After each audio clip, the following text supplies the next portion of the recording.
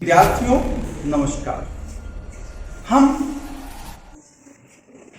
इस समय पिछले वीडियो से ही भारतीय स्वतंत्रता अधिनियम 1947 की पृष्ठभूमि की चर्चा कर रहे हैं। इन चर्चाओं के अंतर्गत हमने आपसे बतलाया कि ऐसी कौन कौन सी बातें थी जिसने भारतीय स्वतंत्रता अधिनियम 1947 के लिए आधारभूमि तैयार किया। इन बातों में बेबल का प्लान, शिमला शिखर सम्मेलन,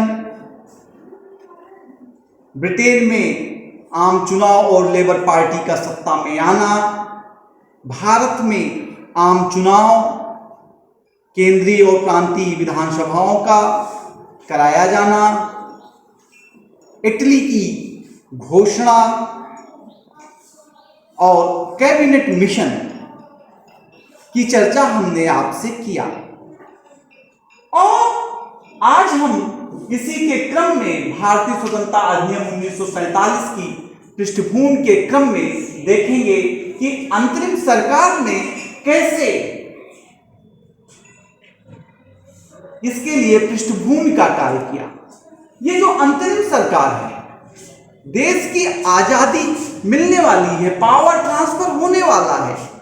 पावर ट्रांसफर के पहले ब्रिटिश हुकूमतें चाहती है कि जो कार्य परिषद बननी थी, जो गवर्नर जनरल की कार्य परिषद थी, उसी को अंतरिम सरकार के रूप में कार्य करना था।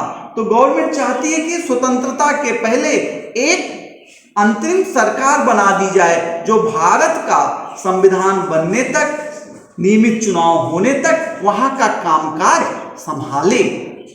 इस अंतरिम सरकार का गठन का आधार कैबिनेट मिशन की योजना था। कौन था? कैबिनेट मिशन की योजना था। उसके आधार पर क्या हुआ?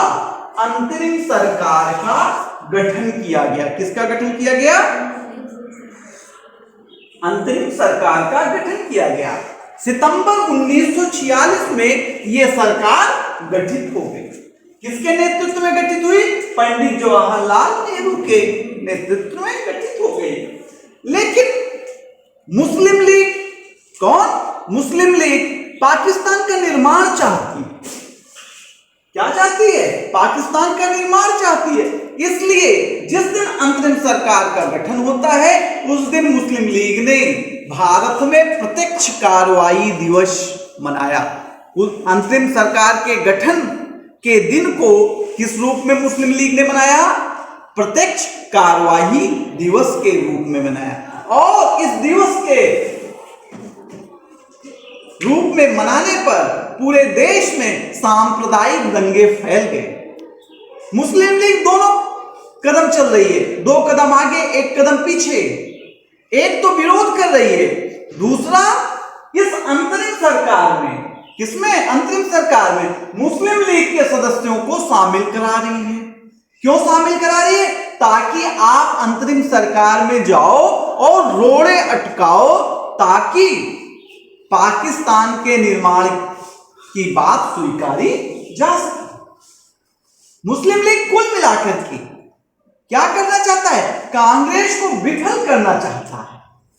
और इसी बीच वायसराय ने, किसने? वायसराय ने संविधान सभा की बैठक के लिए 20 नवंबर 1946 को, कब? 20 नवंबर 1946 को वायसराय ने संविधान सभा की बैठक के लिए सभी लोगों को न्योता दिया। कहा कि संविधान सभा की बैठक दिसंबर 1946 में शुरू होने जा रही है, आप लोग उसमें शामिल होइए। लेकिन जिन्ना इस बात से सहमत नहीं। जिन्ना ने कहा कि हम नहीं शामिल होंगे, और जिन्ना ने मुस्लिम लीग के लोगों को भी कहा कि आप लोग संविधान सभा से बाहर निकल आइए, संविधान सभा की बैठक में मत जाइए। जिन्ना और एटली जो प्रधानमंत्री है ब्रिटेन का, दोनों के बीच वार्ता होती, लेकिन जिन्ना जिद पर सवार है ना, हम संविधान सभा में नहीं जाएंगे।